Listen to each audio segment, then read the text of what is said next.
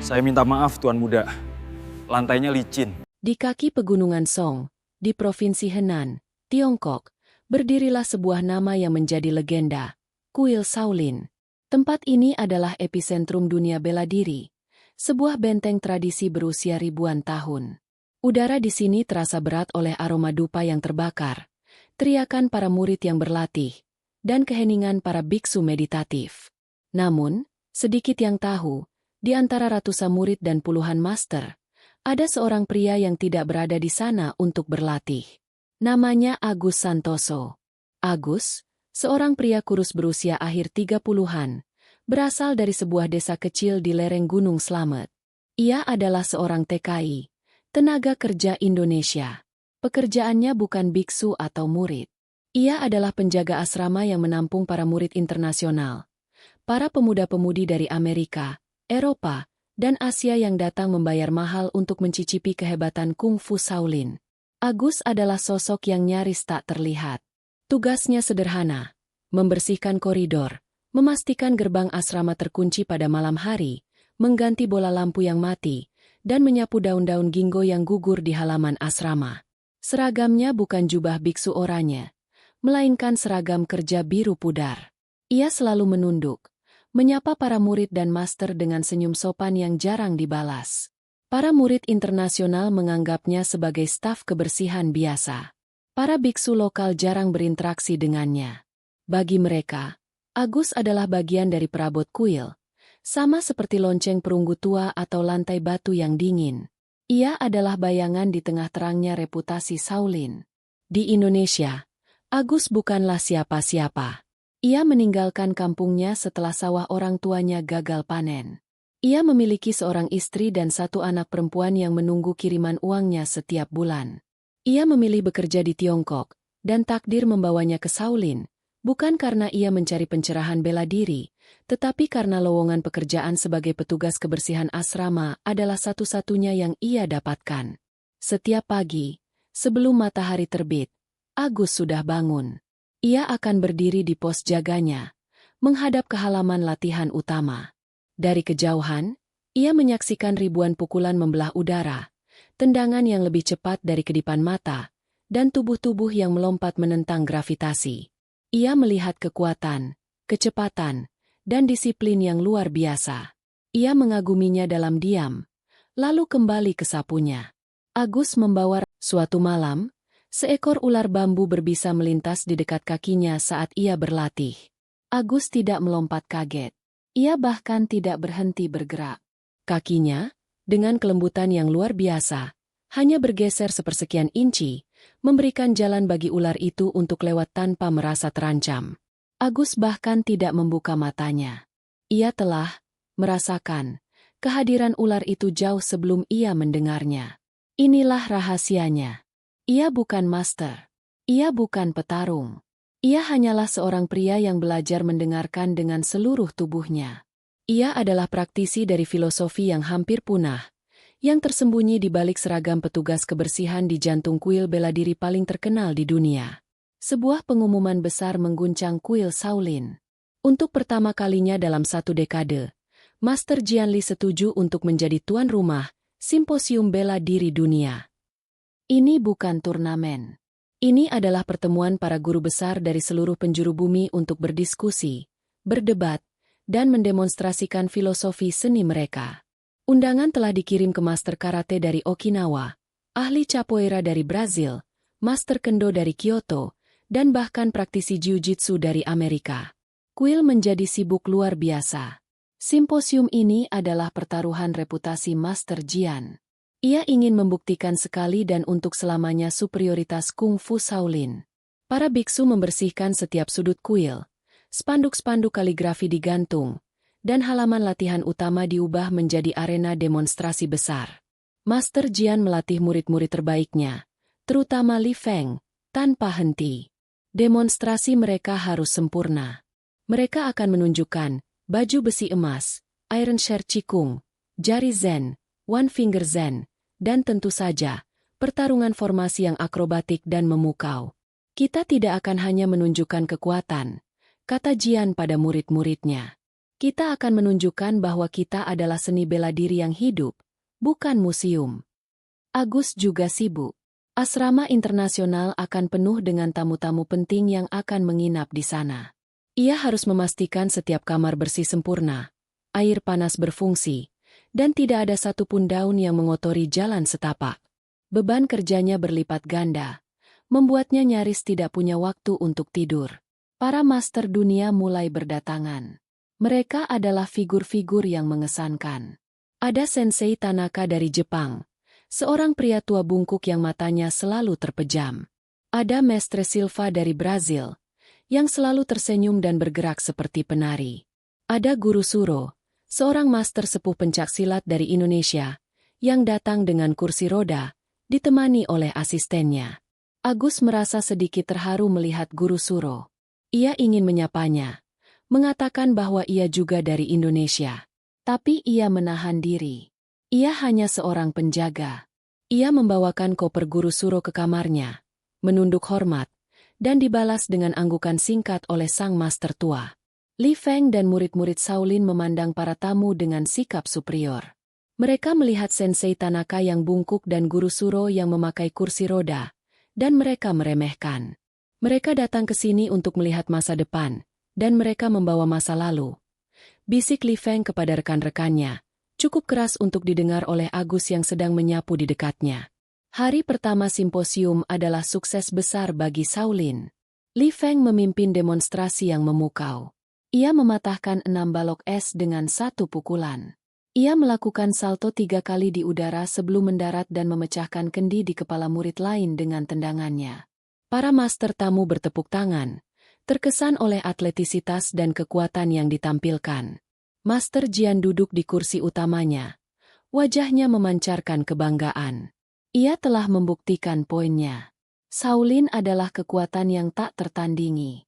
Hari itu ditutup dengan jamuan makan malam, di mana Master Jian berbicara panjang lebar tentang energi eksternal dan kekuatan yang terlihat. Keesokan paginya, agenda berlanjut. Ini adalah hari untuk demonstrasi teknik. Para master tamu diundang untuk menunjukkan seni mereka. Sensei Tanaka, yang bungkuk, hanya berdiri diam dan meminta 2 murid Shaolin terkuat untuk memukulnya sekeras mungkin. Ketika mereka memukul, Sensei Tanaka hanya bergeser sedikit, dan kedua murid itu bertabrakan satu sama lain. Para penonton terkesan. Sekarang giliran Master Jian untuk menunjukkan esensi Shaolin. Bukan lagi pemecahan balok, tapi kontrol. Ia akan mendemonstrasikan lengan baju sutra, sebuah teknik langka di mana ia menggunakan lengan jubahnya yang lembut untuk melempar lawannya. Li Feng akan menjadi asistennya. Halaman itu sunyi. Semua mata tertuju pada guru besar. Agus, yang seharusnya berada di asrama, dipanggil oleh salah satu biksu senior. Penjaga, teh untuk para master sudah hampir habis. Cepat isi ulang. Agus berlari ke dapur, mengisi teko-teko keramik besar yang sangat berat ke dalam nampan kayu, dan bergegas kembali ke halaman. Ia berjalan di pinggir arena, menunduk, berusaha tidak menimbulkan suara. Tapi Master Jian sedang berada di puncak demonstrasinya. Ia baru saja akan menggerakkan lengannya, ketika kaki Agus tersandung salah satu batu ubin yang sedikit terangkat. Nampan itu goyah.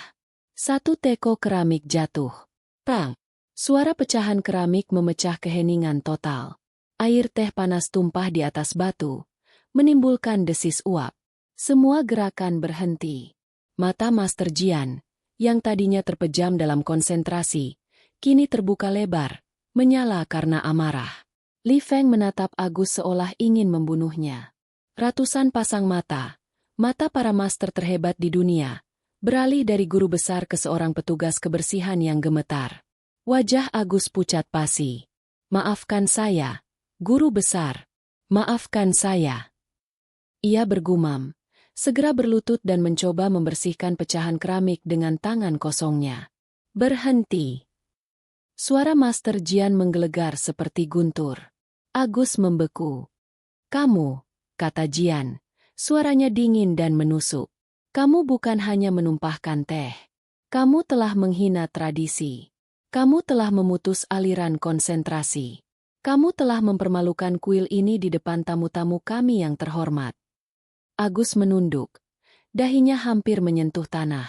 Saya pantas dihukum, guru besar. Hukuman.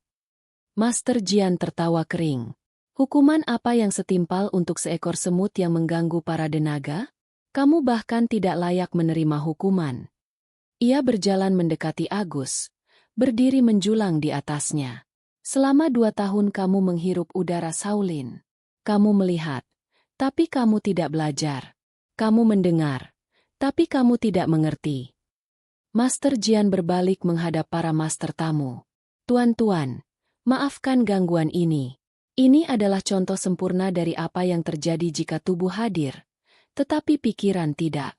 Ini adalah cangkang kosong. Seorang pria tanpa disiplin internal. Dia mungkin ada di Shaolin, tapi Shaolin tidak ada di dalam dirinya. Kata-kata itu lebih menyakitkan daripada pukulan fisik. Itu adalah penghinaan publik di level tertinggi. Para master tamu, termasuk Sensei Tanaka dan Guru Suro, memandang dengan kasihan. Ini adalah penghakiman yang brutal. Li Feng, perintah Master Jian. Tunjukkan pada tamu-tamu kita perbedaan antara kekosongan yang tidak berarti dan kekosongan yang penuh dengan energi. Li Feng menyeringai. Ia tahu apa maksud gurunya. Ini adalah kesempatan untuk bersinar sekaligus menghancurkan sisa harga diri si penjaga. Li Feng melangkah maju dengan angkuh. Ia berdiri di depan Agus yang masih berlutut. Berdiri, perintahnya. Agus perlahan berdiri, tangannya masih gemetar. Salah satunya sedikit berdarah karena terkena pecahan keramik. Sekarang, kata Li Feng kepada para penonton, kalian lihat pria ini. Dia kosong. Tidak ada kuda-kuda. Tidak ada energi. Tidak ada niat. Dia hanya ada. Li Feng lalu menoleh ke Agus. Pukul aku. Agus tersentak. Tuan muda, saya tidak. Pukul aku, bentak Li Feng. Atau kamu akan dipecat dan dipulangkan hari ini juga. Agus menelan ludah. Ancaman itu nyata. Ia memikirkan istri dan anaknya. Dengan enggan, ia mengangkat tangannya dan melayangkan pukulan yang lambat dan ragu-ragu ke arah dada Li Feng. Itu lebih mirip dorongan daripada pukulan. Li Feng bahkan tidak bergeming. Ia menangkap pergelangan tangan Agus, memutarnya dengan cepat, dan membanting Agus ke tanah. Bruk! Agus terbatuk. Rasa sakit menjalari punggungnya. Para murid Shaolin tertawa. Lihat, kata Li Feng. Kekosongan yang tidak berarti. Sekarang, lihat ini. Ia membantu Agus berdiri dengan kasar. Diam di situ. Jangan bergerak. Li Feng kemudian mengambil kuda-kuda Shaolin yang kokoh. Sekarang, saya akan memukulnya, katanya kepada penonton. Tapi saya akan memukulnya dengan kekosongan yang penuh chi. Li Feng melancarkan pukulan 1 inci, 1 inch punch, yang terkenal. Ia tidak memukul dada Agus. Ia memukul udara, tepat 1 inci di depan dada Agus. Boom! Gelombang kejut yang tak terlihat menghantam Agus. Rasanya seperti ditabrak palu godam. Agus terbang mundur 3 meter, menabrak pilar kayu, dan jatuh terkulai. Napasnya tercekat. Ini bukan pukulan fisik.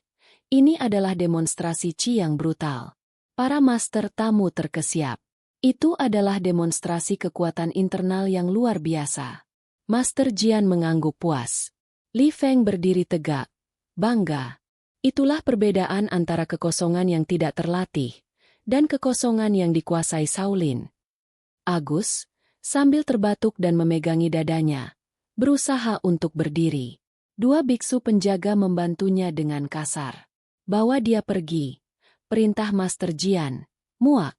Bersihkan kekacauan ini dan jangan biarkan dia terlihat lagi sampai simposium selesai. Saat Agus diseret pergi, ia mendengar tawa Li Feng dan tepuk tangan para murid untuk kekuatan Master Jian. Agus dilempar kembali ke asrama. Ia tidak dipecat, tapi ia diperintahkan untuk tidak keluar dari area asrama. Ia duduk di kamarnya yang kecil dan sempit di ruang bawah tanah. Rasa sakit di dadanya bercampur dengan rasa malu yang membara. Pukulan, 1 inci. Itu telah mengguncang organ dalamnya. Tapi kata-kata Master Jianlah yang paling menyakitkan. Cangkang kosong. Ia menatap tangannya yang kapalan. Tangan seorang pekerja kasar. Selama ini, ia menganggap ilmu padi, kakeknya sebagai cara untuk menenangkan pikiran, cara untuk terhubung dengan alam. Ia tidak pernah menganggapnya sebagai alat bela diri, apalagi untuk dibandingkan dengan kehebatan Shaolin. Kakeknya dulu adalah seorang sosok yang misterius. Seorang petani yang pendiam, namun dihormati di desa. Orang-orang datang kepadanya bukan untuk belajar berkelahi, tetapi untuk menyembuhkan keseleo, untuk menenangkan bayi yang menangis, atau sekadar untuk duduk diam bersamanya. Agus, kata kakeknya suatu hari, ketika Agus muda baru saja kalah berkelahi. Kamu membalas pukulan dengan pukulan. Itu adalah cara batu melawan batu. Keduanya akan hancur. Jadilah air. Air tidak bisa dipukul. Ia tidak bisa digenggam. Ia hanya mengalir, mengisi setiap celah, dan pada akhirnya, ia bisa melarutkan batu yang paling keras sekalipun. Agus menutup matanya, mencoba mengatur napasnya yang masih sesak karena pukulan Li Feng. Ia mencoba menemukan kembali ritme pernapasannya yang lembut. Tapi rasa sakit dan amarah menghalanginya. Arogansi Li Feng, tawa para murid, dan tatapan dingin Master Jian terus terngiang. Ia teringat pelajaran terakhir kakeknya sebelum ia meninggal. Musuh terbesarmu bukanlah orang lain, Gus. Musuhmu adalah egomu sendiri. Orang yang memukulmu, dia adalah budak dari egonya. Jika kamu membalas dengan amarah, kamu menjadi budak yang sama. Tapi jika kamu bisa menerima pukulannya, memahami niatnya, dan tetap berdiri tegak dalam ketenangan, kamulah tuannya. Agus perlahan bangkit. Rasa sakitnya mulai mereda saat pernapasannya kembali normal. Bukan cangkang kosong, bisiknya pada dirinya sendiri. Tapi padi yang merunduk. Ia tidak marah lagi. Ia hanya mengerti. Ia mengerti rasa sakit Master Jian yang takut tradisinya tergerus. Ia mengerti ambisi Li Feng yang ingin membuktikan diri. Dan ia mengerti tempatnya sendiri. Ia adalah air. Dan ia adalah penjaga. Hari kedua simposium berlanjut dengan lebih banyak demonstrasi kekuatan. Para master dari berbagai negara menunjukkan kehebatan mereka. Mestre Silva dari Brazil menunjukkan kelincahan capoeira yang memukau. Master dari Korea memecahkan papan kayu dengan tendangan berputar di udara. Tapi bayang-bayang kekuatan Li Feng kemarin masih mendominasi. Agus menghabiskan harinya membersihkan asrama. Para murid internasional yang kembali ke kamar mereka di malam hari menatapnya dengan campuran kasihan dan cemoohan. "Hei, kudengar kamu terbang hari ini," kata seorang murid dari Amerika. Agus hanya tersenyum dan mengangguk.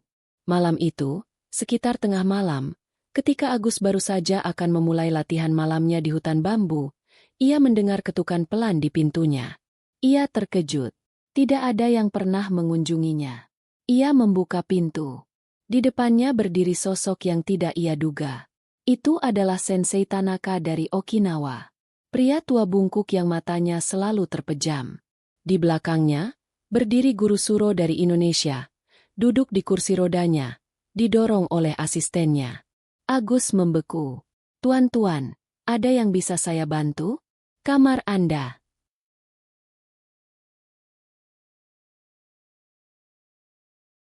Sensei Tanaka mengangkat tangannya. Suaranya seperti desiran daun kering. "Tidak, kami datang untukmu, Nak." Agus mempersilakan mereka masuk ke kamarnya yang sempit. Guru Suro memandang berkeliling, ke dinding yang polos dan ranjang yang keras. Sensei Tanaka melihat ke arah Agus, meski matanya terpejam. "Pukulan tadi pagi," katanya dalam bahasa Inggris yang terbata-bata. "Itu pukulan yang berbahaya. Tapi kamu menerimanya."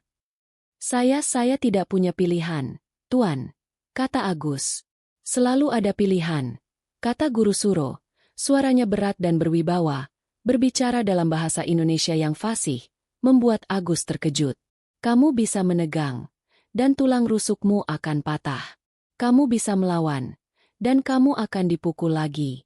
Tapi kamu menerima. Kamu membiarkan energimu menyerapnya. Itu bukan teknik Shaolin. Agus menatap master tua dari negaranya sendiri. Itu ajaran kakek saya, guru.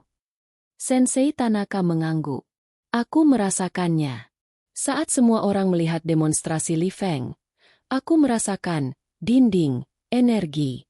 Tapi saat aku di dekatmu, aku tidak merasakan apa-apa. Kamu tidak memiliki dinding. Kamu adalah ruang kosong. Bukan kekosongan yang dihina Master Jian, tapi kekosongan Zen. Kekosongan yang siap menerima.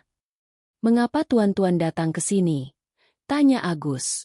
Karena besok, kata Guru Suro, adalah hari terakhir.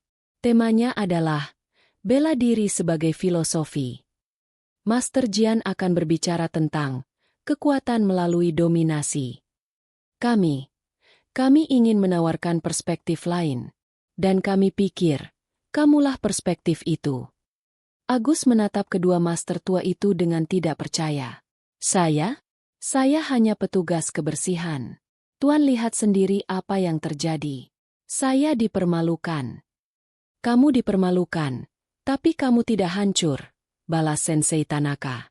Li Feng menunjukkan kekuatan untuk menggerakkan benda. Kamu menunjukkan kekuatan untuk tidak digerakkan. Tapi saya terbang mundur, bantah Agus. Tubuhmu terbang, kata Sensei Tanaka. Tapi jiwamu tetap di tempat. Aku merasakannya. Ketenanganmu tidak pecah, bahkan saat kamu kesakitan. Itu adalah chi yang jauh lebih dalam daripada yang bisa ditunjukkan oleh Li Feng dengan memukul udara. Guru Suro mencondongkan tubuhnya ke depan di kursi rodanya. Agus, saya sudah tua. Kaki saya sudah tidak bisa menopang saya. Tapi, saya masih tajam. Sejak saya tiba, saya merasakan ada sesuatu yang berbeda di asrama ini. Ketenangan yang aneh. Itu kamu. Besok, lanjut Guru Suro, kami akan meminta Master Jian untuk mengizinkan kami memberikan demonstrasi tandingan.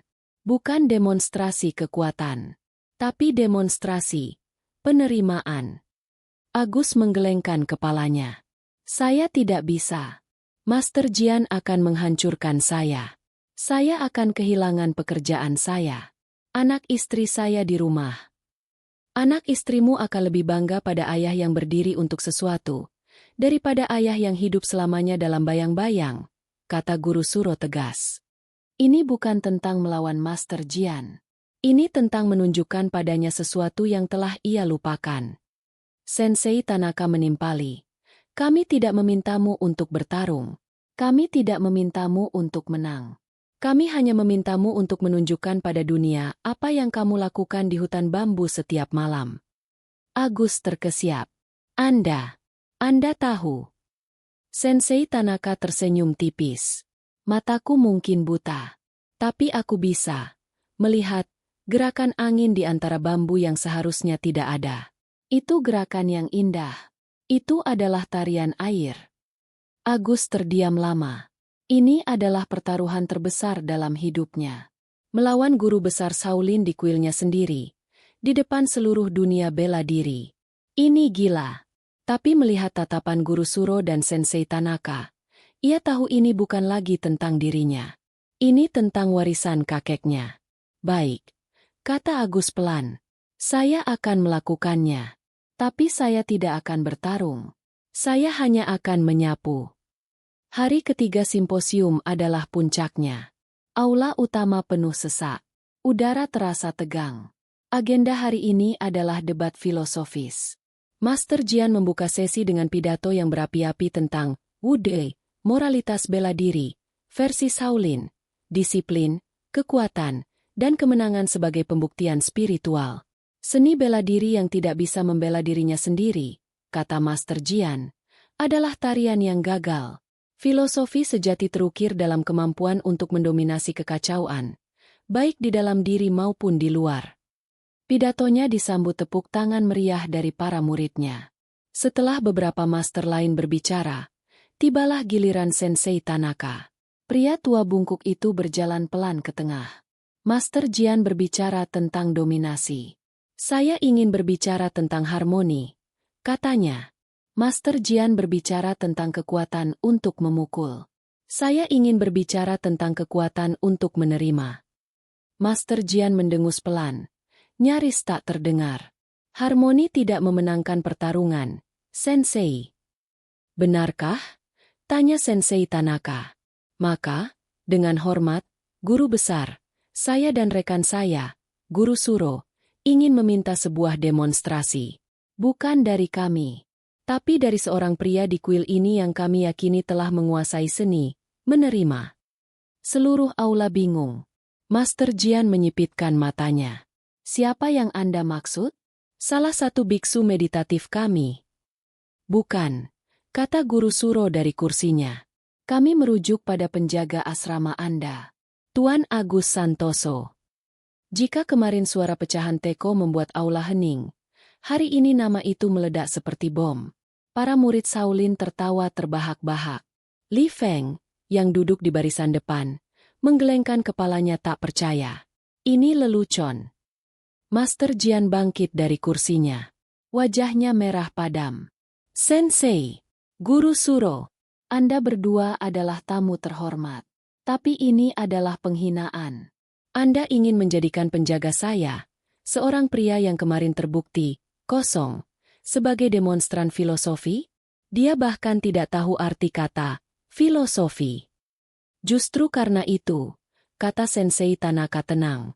Dia tidak tahu filosofi. Dia menjalaninya. Kami mohon, izinkan dia menunjukkan caranya. Master Jian terjebak. Di depan ratusan master dunia, menolak permintaan dua master sepuh akan membuatnya terlihat arogan dan tidak aman. Tapi menyetujuinya adalah sebuah sandiwara konyol. Dia mengambil keputusan. Dia akan membiarkan ini terjadi, dan menggunakannya untuk menghancurkan filosofi lembut ini selamanya. Baik, teriaknya. Bawa penjaga itu ke sini. Kita akan melihat filosofi seekor tikus. Dua biksu menjemput Agus. Jantung Agus berdebar begitu kencang. Rasanya seperti akan melompat keluar dari dadanya. Ia berjalan melintasi halaman, mengenakan seragam kerja birunya yang bersih. Di tangannya, ia tidak membawa senjata. Ia membawa sapu ijuknya. Saat ia memasuki aula utama, tawa dan bisikan langsung terdengar. Dia membawa sapu. Apakah dia akan menyapu kita sampai mati? Li Feng menatapnya dengan kebencian murni, merasa dipermalukan oleh sandiwara ini. Agus berjalan ke tengah arena. Ia melihat Master Jian yang murka, Li Feng yang arogan, ratusan master yang kebingungan, dan dua master tua, Tanaka dan Suro, yang menatapnya dengan penuh harap.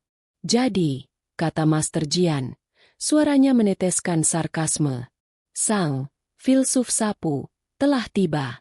Apa yang akan kamu tunjukkan pada kami, Tuan Penjaga? Cara membersihkan debu spiritual kami. Agus menelan ludah. Ia memegang sapunya erat. Ia membungkuk dalam-dalam kepada Master Jian. Guru besar, katanya, suaranya jelas, mengejutkan beberapa orang yang belum pernah mendengar ia berbicara lebih dari dua kata. Saya tidak punya filosofi. Saya tidak punya bela diri. Saya hanya seorang penjaga. Saya hanya tahu cara menyapu. Maka menyapulah, bentak Master Jian. Agus menarik napas dalam-dalam. Ia memejamkan mata sejenak, mengabaikan tawa dan bisikan. Ia mencari keheningan yang ia temukan di hutan bambu. Ia mengingat pesan kakeknya. Jadilah air. Abaikan egomu. Ia mulai bergerak. Ia tidak melakukan kuda-kuda. Ia hanya menyapu. Tapi itu adalah sapuan yang belum pernah dilihat siapapun. Sapu ijuknya bergerak dalam pola melingkar yang lambat dan anggun. Tubuhnya mengalir mengikuti gerakan sapu. Pinggulnya berputar, bahunya rileks, lututnya ditekuk. Tidak ada hentakan. Tidak ada suara. Sapunya meluncur di atas lantai batu dengan keanggunan seorang kaligrafer yang menggoreskan kuasnya. Ia menyapu debu yang tak terlihat. Gerakannya begitu cair, begitu tenang, seolah-olah ia sedang menyapu di halaman rumahnya, sendirian di dunia. Tawa di aula perlahan mereda. Mereka datang untuk melihat pertarungan, dan mereka disuguhi seorang pria yang sedang membersihkan lantai. Tapi, ada yang aneh. Para master sejati mulai melihat sesuatu yang lain. Mestre Silva dari Brazil melihat putaran pinggul itu. Itu adalah dasar dari Ginga Capoeira, sumber kekuatan yang tersembunyi. Master Kendo dari Jepang melihat cara Agus memegang sapu. Cengkeramannya kuat namun fleksibel, siap berubah arah kapan saja. Li Feng masih melihatnya sebagai penghinaan. "Master," bisiknya pada Jian. "Ini konyol." Dia benar-benar menyapu. Tapi Sensei Tanaka, yang matanya terpejam, tersenyum. Ia bisa mendengar gesekan sapu itu. Itu bukan gesekan yang kasar. Itu adalah sapuan yang terkendali. Setiap helai ijuknya menyentuh lantai dengan tekanan yang sama persis. Itu adalah kontrol otot yang sempurna. Agus terus bergerak. Ia berputar. Ia melangkah mundur. Ia melangkah maju. Sapunya tidak pernah berhenti. Itu adalah tarian yang hipnotis. Ia tampak begitu damai, begitu fokus. Ia tidak sedang tampil. Ia benar-benar sedang bekerja. Master Jian mulai tidak sabar. "Cukup omong kosong ini," teriaknya. "Kamu bilang ini demonstrasi. Apa yang kamu demonstrasikan? Bahwa kamu bisa membersihkan." "Saya mendemonstrasikan pekerjaan saya, guru besar," kata Agus, berhenti sejenak, tapi tidak melepaskan kuda-kuda menyapunya. "Ini adalah simposium bela diri. Raung Jian, bela dirimu, atau enyahlah." "Justru itu, Master Jian," potong guru Suro dari kursinya. "Itu adalah bela dirinya." "Lihatlah." "Lihat apa?" tanya Jian. "Li Feng, hentikan sandiwara ini. Tunjukkan padanya apa itu bela diri yang sesungguhnya." Li Feng telah menunggu saat ini.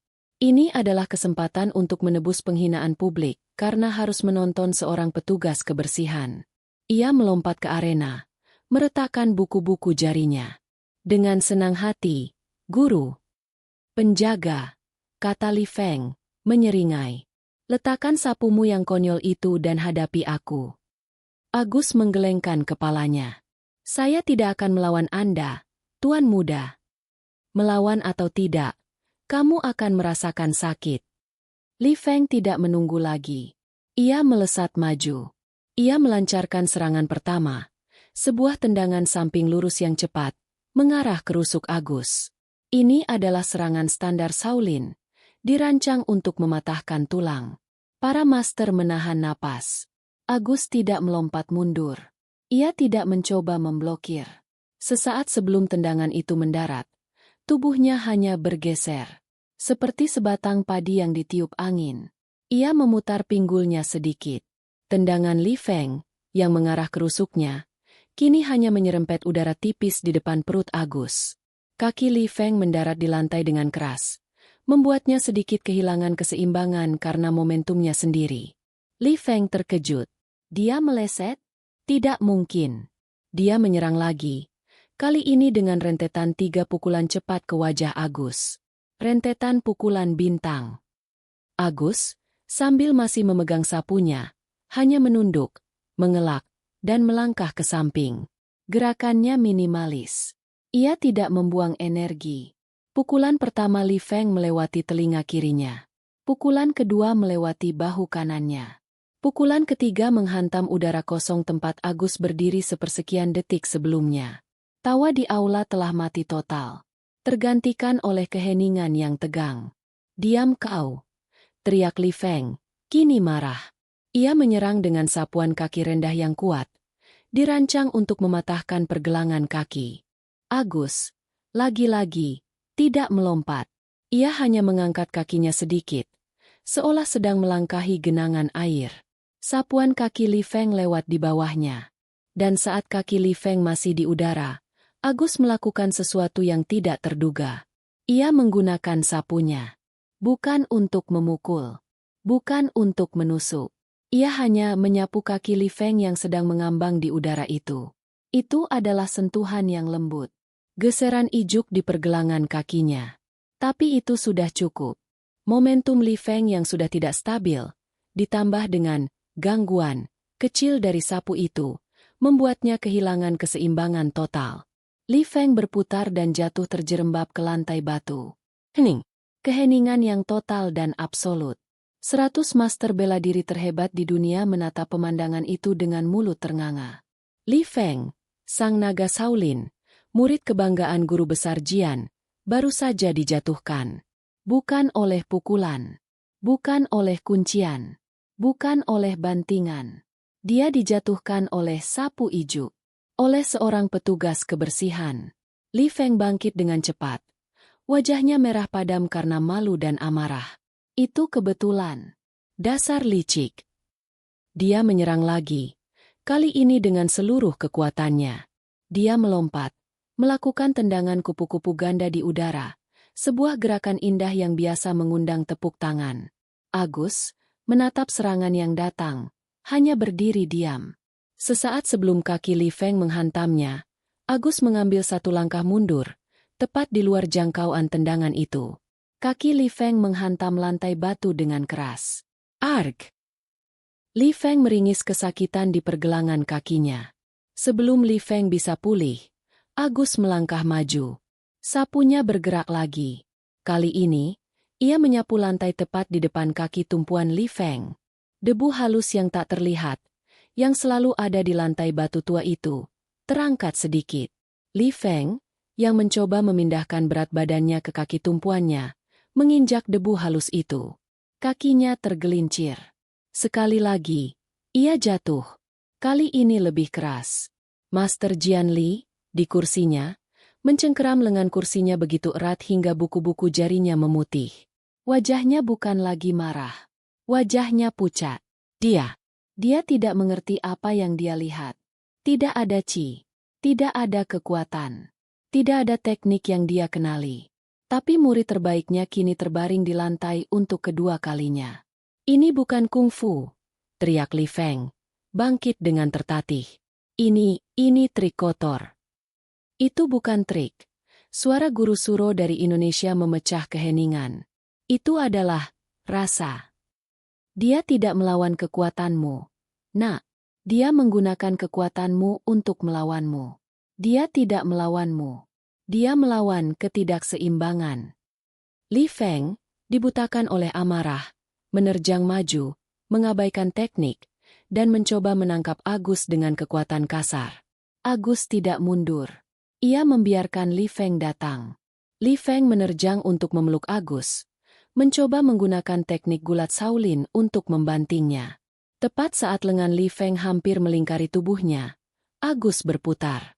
Dia berputar seperti gasing, menggunakan momentum Li Feng sendiri. Sapu yang dipegangnya kini berada di antara dirinya dan Li Feng.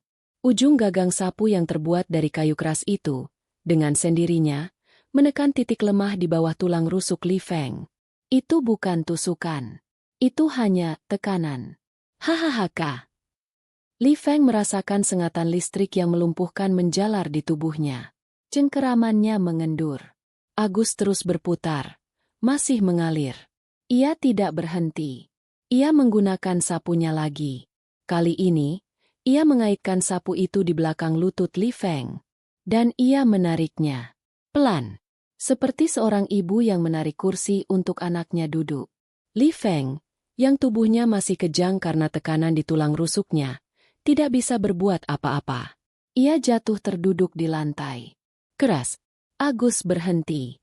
Dia berdiri di depan Li Feng yang kini terduduk, ternganga, dan kesakitan. Aula itu masih hening. Agus membalik sapunya, dan dengan ujung ijuknya yang lembut, ia menyapu debu di bahu seragam Li Feng. Lalu, Agus meletakkan sapunya. Ia berlutut di depan Li Feng. Ia melakukan koutou, membungkuk dalam-dalam, dahinya menyentuh lantai. Maafkan saya, Tuan Muda, kata Agus pelan. Lantainya licin. Kalimat itu, lantainya licin, adalah pernyataan paling brutal yang pernah didengar di aula itu. Agus tidak menyalahkan Li Feng. Dia tidak mengklaim kemenangan. Dia menyalahkan pekerjaannya. Seluruh dunia bela diri, para master dari Jepang, Brazil, Korea, Amerika, dan Tiongkok mereka semua terdiam. Li Feng tidak bisa berkata-kata. Dia tidak dikalahkan. Dia dibersihkan. Dipermalukan dengan kelembutan yang absolut. Master Jian Li berdiri. Tubuhnya gemetar. Entah karena marah atau karena pencerahan yang tiba-tiba. Dia melihat ke Sensei Tanaka. Sensei Tanaka, yang matanya terpejam, kini memiliki air mata yang mengalir di pipinya yang keriput. Dia berdiri dan membungkuk dalam-dalam. Bukan kepada Master Jian. Dia membungkuk ke arah Agus, si petugas kebersihan. Selama 50 tahun, kata Sensei Tanaka, suaranya bergetar. Saya berlatih untuk menghilangkan ego. Saya berlatih untuk merasa.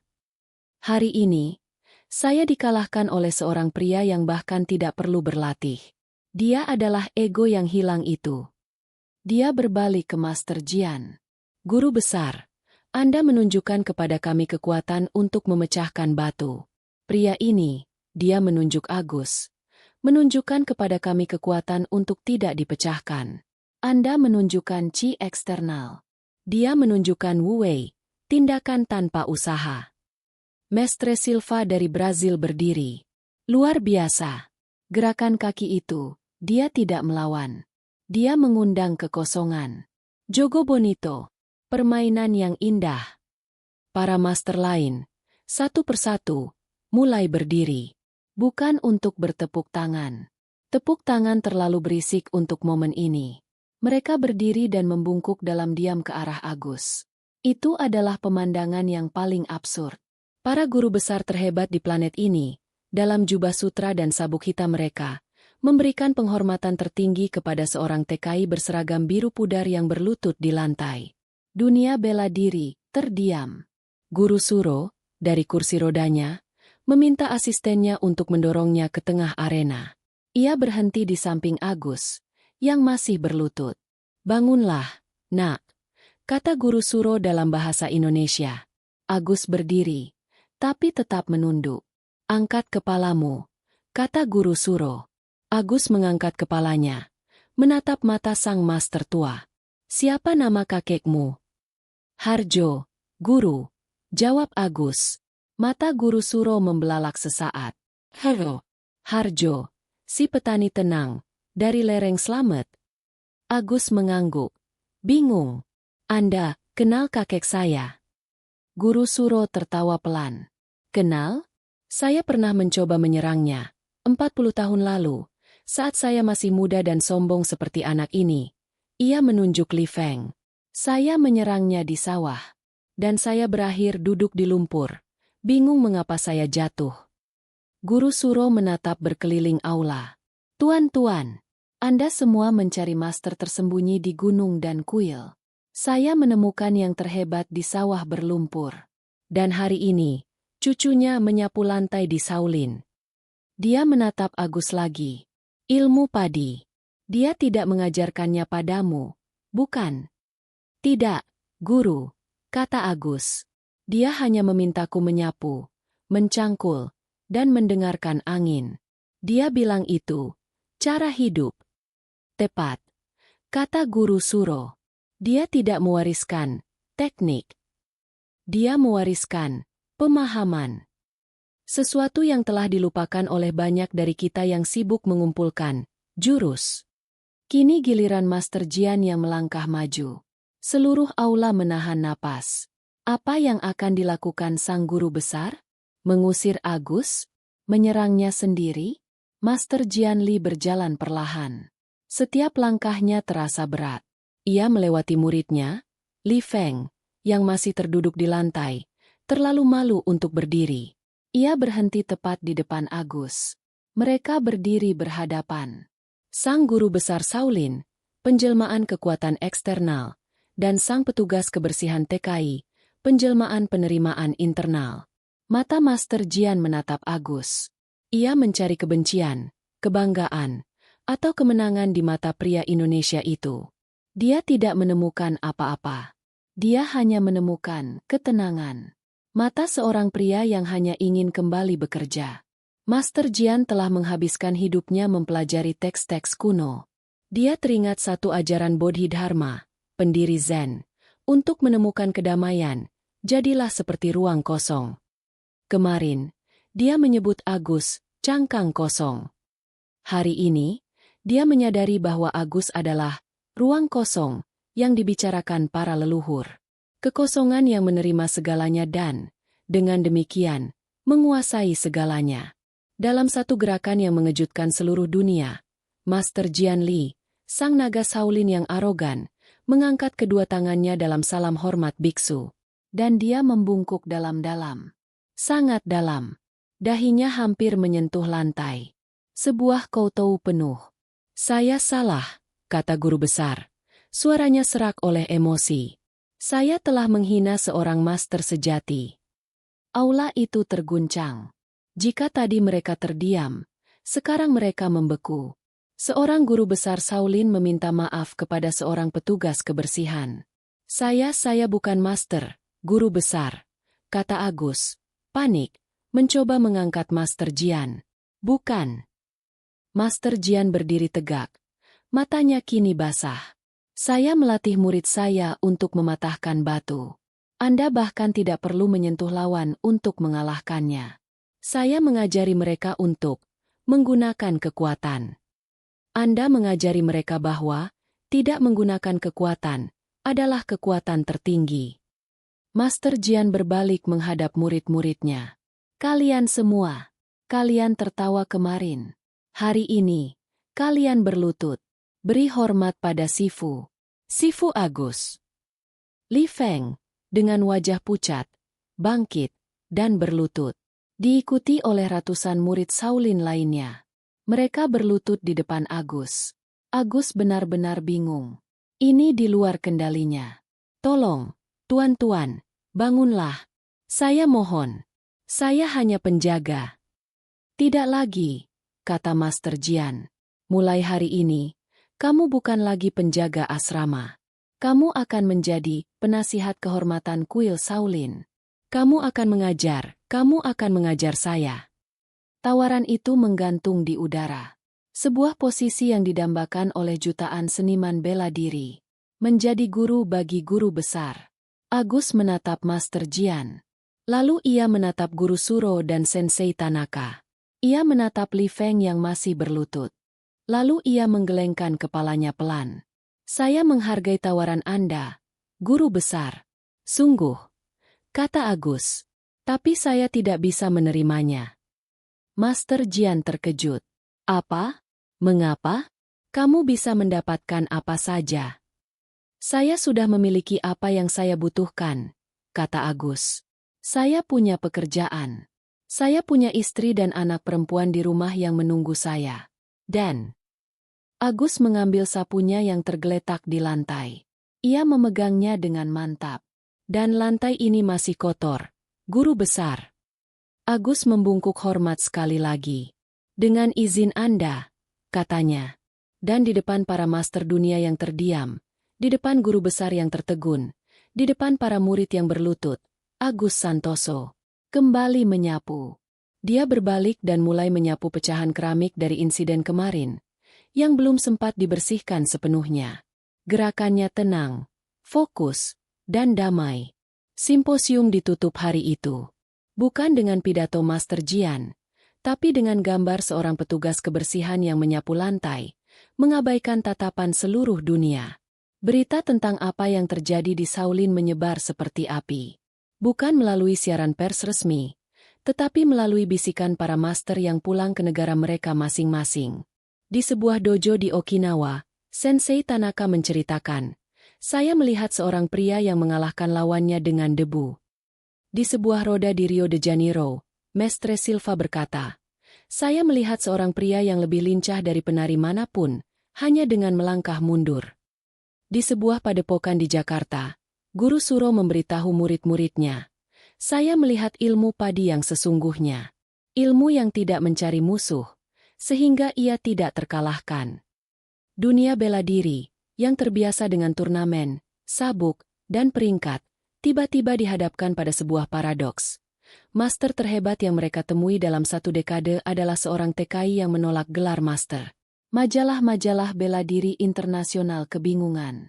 Tidak ada foto. Tidak ada video. Hanya cerita dari mulut ke mulut. Sang petugas kebersihan Zen.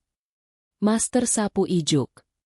Shaolin sendiri menolak berkomentar, yang semakin menambah misteri.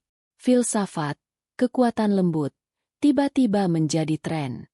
Para praktisi MMA mulai mempelajari penerimaan. Para petinju mulai berbicara tentang mengalir. Semua orang mencari esensi dari apa yang dilakukan Agus. Dan ironisnya, mereka semua salah. Mereka mencoba mengubah ilmu padi menjadi teknik baru. Mereka tidak mengerti bahwa yang mereka lihat bukanlah teknik. Itu adalah ketiadaan teknik. Itu adalah murni rasa. Kehidupan di Shaolin berubah. Master Jian Li tidak sama lagi. Ia masih guru besar, tapi arogansinya telah hilang, digantikan oleh kerendahan hati yang dalam. Ia tidak lagi memarahi murid yang gerakannya kurang bertenaga. Sebaliknya, ia menyuruh mereka untuk berhenti berusaha begitu keras, dan mulai merasakan. Latihan Shaolin tidak lagi hanya tentang mematahkan benda. Master Jian memperkenalkan sesi baru, meditasi sapu. Setiap pagi, selama 1 jam, semua murid, termasuk Li Feng, kini harus menyapu halaman. Bukan menyapu untuk membersihkan, tapi menyapu untuk merasa. Li Feng berubah drastis. Penghinaan itu menghancurkan egonya, tetapi membangun kembali karakternya. Ia sering mencari Agus, bukan untuk menantangnya, tetapi hanya untuk duduk diam di dekatnya saat Agus bekerja. Bagaimana Anda tahu saya akan tergelincir? Tanya Li Feng suatu hari. Agus, yang sedang memotong rumput, berhenti sejenak. Saya tidak tahu, jawabnya jujur. Saya hanya melihat lantai berdebu. Debu membuat licin. Jadi saya menyapunya dari kaki Anda. Li Feng tercengang. Itu, sesederhana itu? Tidak ada cimistis? Tidak ada pembacaan aura? Tapi saat Anda menekan rusuk saya, Anda berlari terlalu kencang, kata Agus. Gagang sapu saya menghalangi. Anda menabraknya sendiri. Li Feng akhirnya mengerti. Agus tidak pernah melawannya. Agus hanya hadir. Agus hanya melakukan pekerjaannya sebagai penjaga dan petugas kebersihan. Dan dalam prosesnya, Li Feng telah mengalahkan dirinya sendiri. Setahun setelah simposium, kontrak kerja Agus berakhir. Sudah 3 tahun ia tidak pulang. Ia rindu rumah. Ia rindu bau tanah basah di desanya. Ia menyerahkan surat pengunduran dirinya kepada manajemen kuil. Berita itu sampai ke Master Jian. Guru besar itu memanggil Agus ke ruang meditasi pribadinya. Kamu benar-benar akan pergi? Tanya Jian. Saya harus pulang, Guru, kata Agus. Keluarga saya menunggu. Master Jian menatapnya lama. Kuil ini berhutang padamu. Kamu mengingatkan kami pada sesuatu yang telah kami lupakan di tengah kebanggaan kami. Bahwa kerendahan hati adalah kuda-kuda terkuat. Saya tidak melakukan apa-apa, Guru. Saya hanya menyapu. Master Jian tersenyum. Ya, kamu hanya menyapu. Dan kamu menyapu bersih kesombongan kami. Sang guru besar kemudian menyerahkan sebuah kotak kayu kecil kepada Agus. Ini bukan bayaran. Ini adalah hadiah. Di dalamnya bukan emas atau uang. Di dalamnya adalah 1 set benih. Benih pohon ginkgo yang diambil dari pohon tertua di kuil Shaolin. Tanamlah di rumahmu, kata Jian. Sebagai pengingat bahwa hutan terkuat pun dimulai dari 1 benih yang tenang. Agus juga diberikan bonus besar. Cukup untuk melunasi hutang orang tuanya dan membeli beberapa petak sawah. Seluruh kuil mengantarnya ke gerbang. Li Feng, kini seorang pria muda yang jauh lebih tenang dan bijaksana, membungkuk dalam-dalam. Terima kasih, Sifu Agus, katanya. Saya bukan Sifu, kata Agus sambil tersenyum. Saya Agus. Agus kembali ke desanya. Tidak ada parade. Ia kembali sebagai TKI yang sukses, Tetapi tidak ada yang tahu seberapa sukses dirinya. Ia disambut tangis haru istri dan putrinya. Dengan uangnya, ia tidak membangun rumah mewah.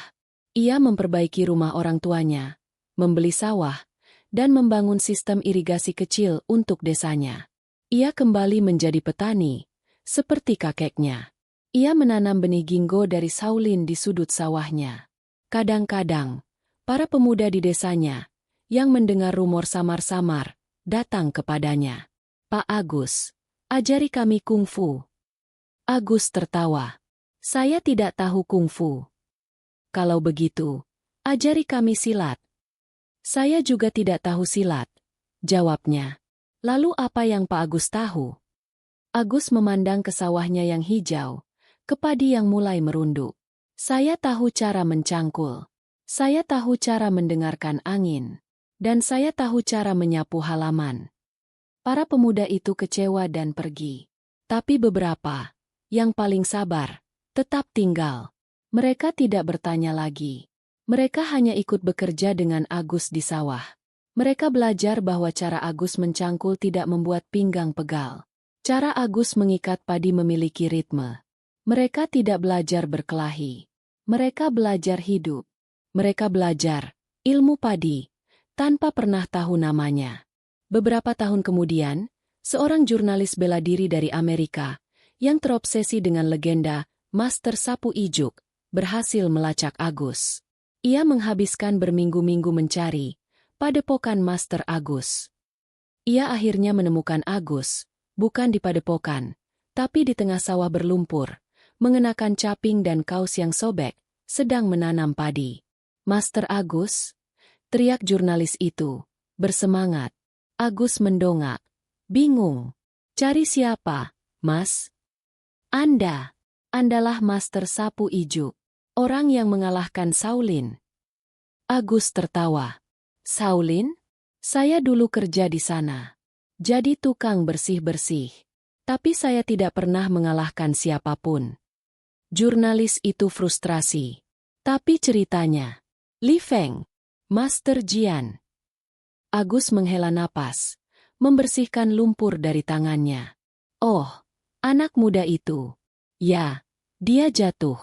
Kasihan. Waktu itu lantainya licin sekali. Banyak debu."